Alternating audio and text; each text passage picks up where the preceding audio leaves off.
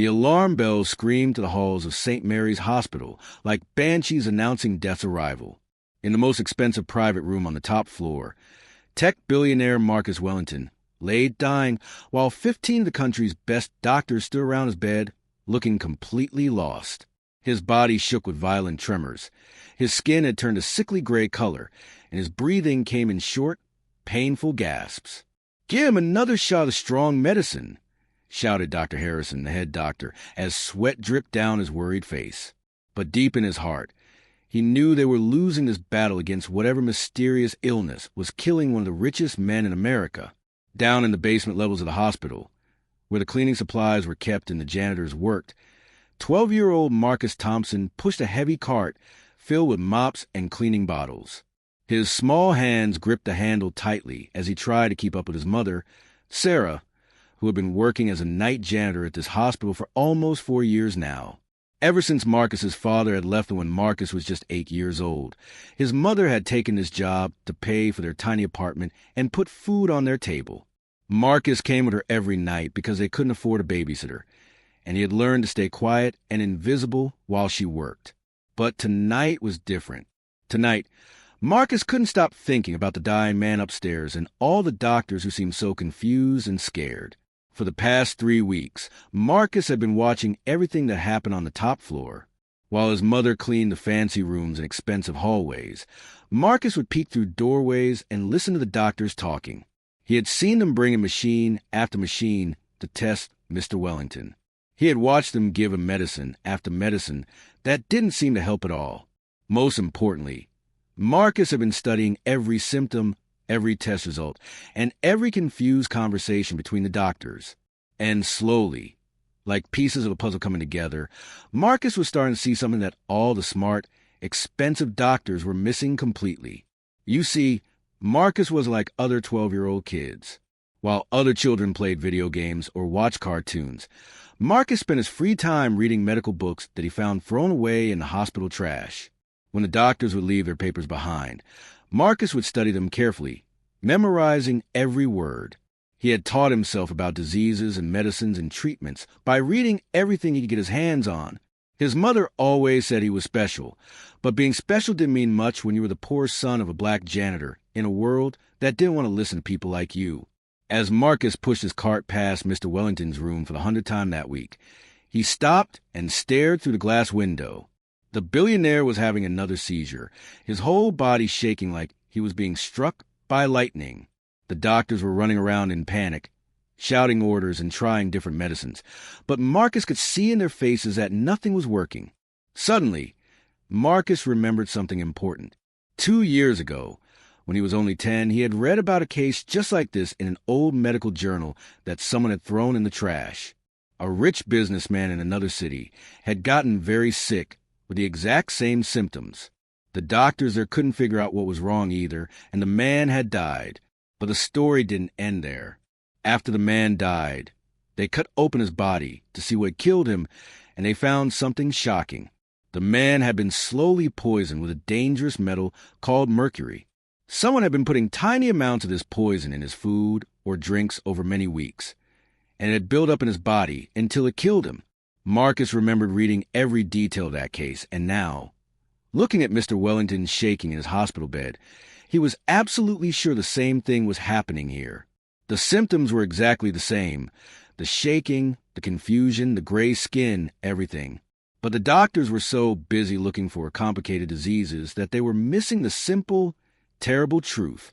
Marcus's heart started beating very fast as he realized what he had to do.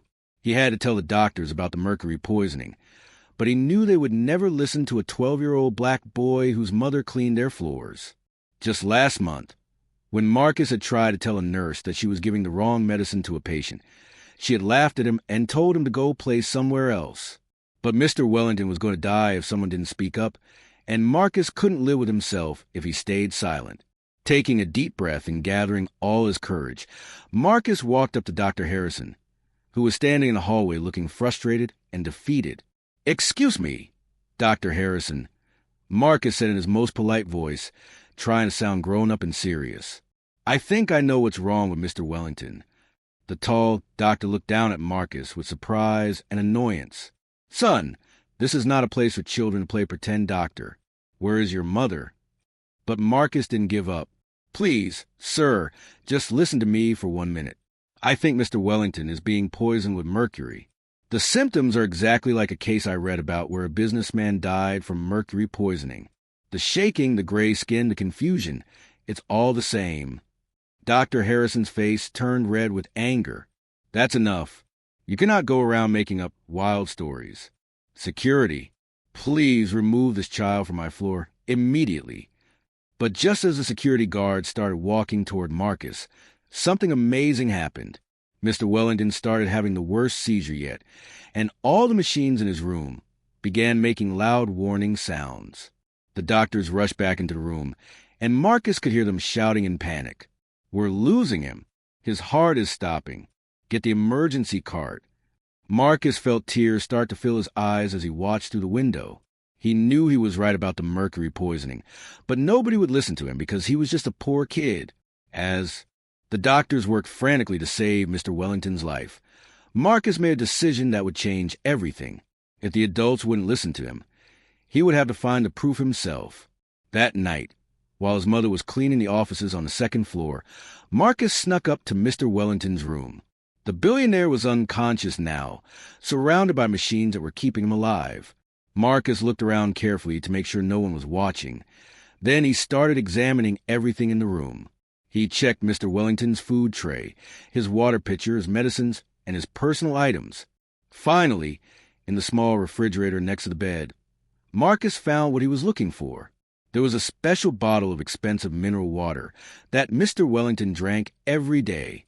The bottle looked normal, but when Marcus held it up to the light, he could see tiny silver particles floating in the water. His hands shook as he realized what he was looking at. Mercury mixed into the water. Marcus carefully took a small sample of the water in a clean test tube that he had borrowed from the lab. He also took pictures with an old camera he had found in the lost and found box. Now he had proof, but he still needed to figure out who was poisoning Mr. Wellington and why. Marcus remembered seeing the same woman visiting Mr. Wellington every few days. She was always very dressed up and carried expensive bags. She claimed to be Mr. Wellington's niece, but something about her made Marcus feel uncomfortable. He had noticed that Mr. Wellington always got sicker after her visits, and now he was starting to understand why. The next morning, Marcus waited outside the hospital for his mother to finish her shift. When she came out, looking tired but proud of her hard work, Marcus showed her everything he had discovered.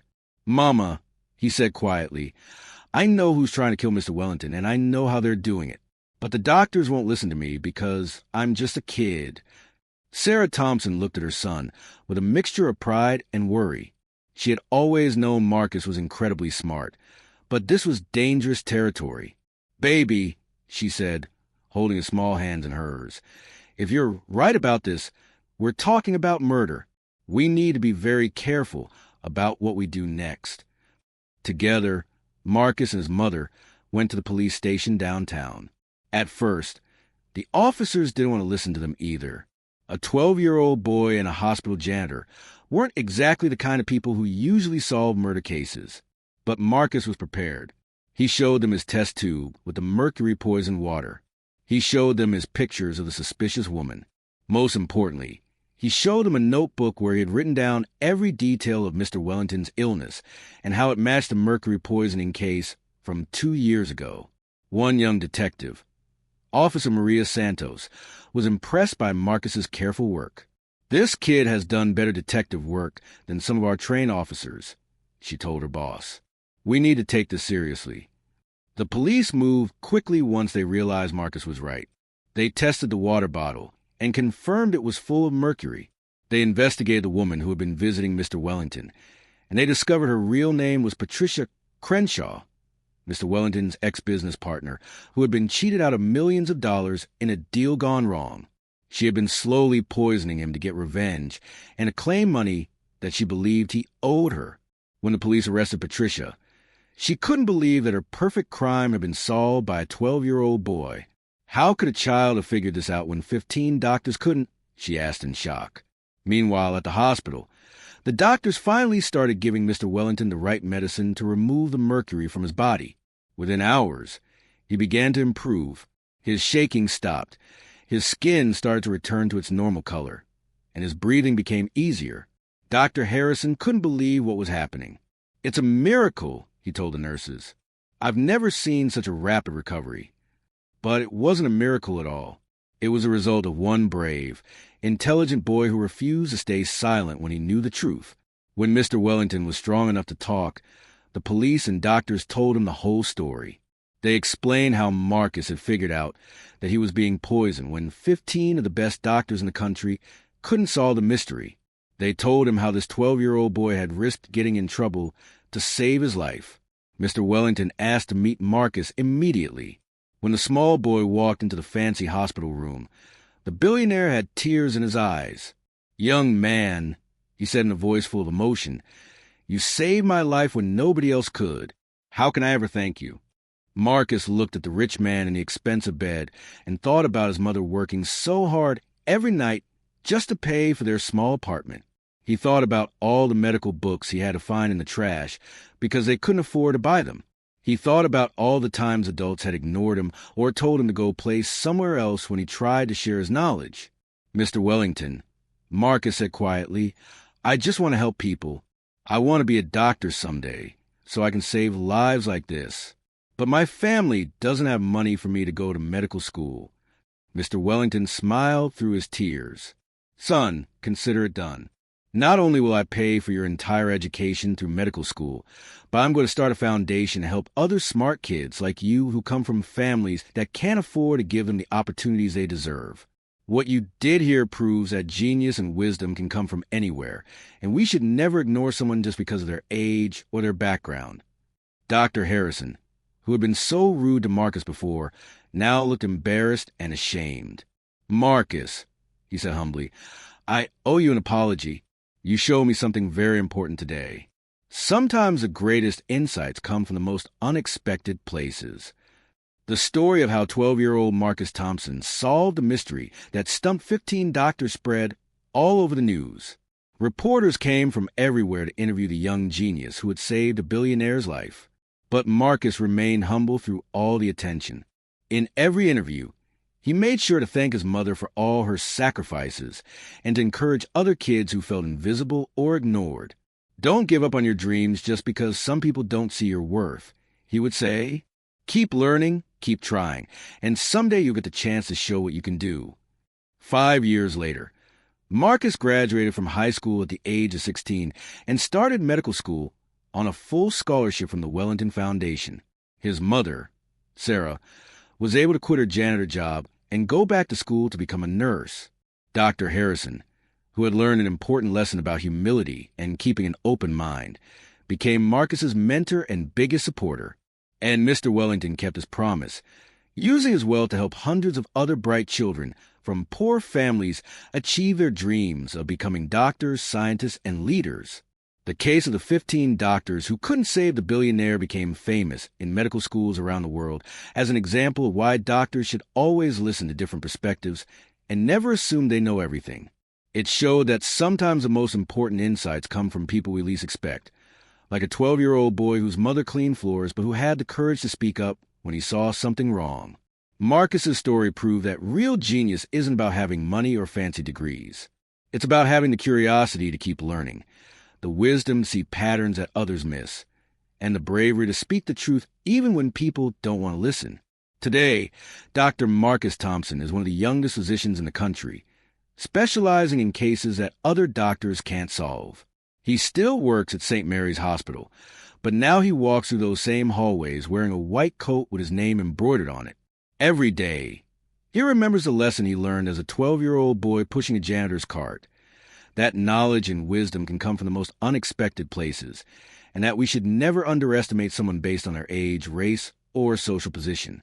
The story of how a young genius saw what nobody else could see continues to inspire people around the world, reminding us all that heroes come in all shapes, sizes, and colors, sometimes in the form of a brave child who refuses to stay silent when lives are at stake.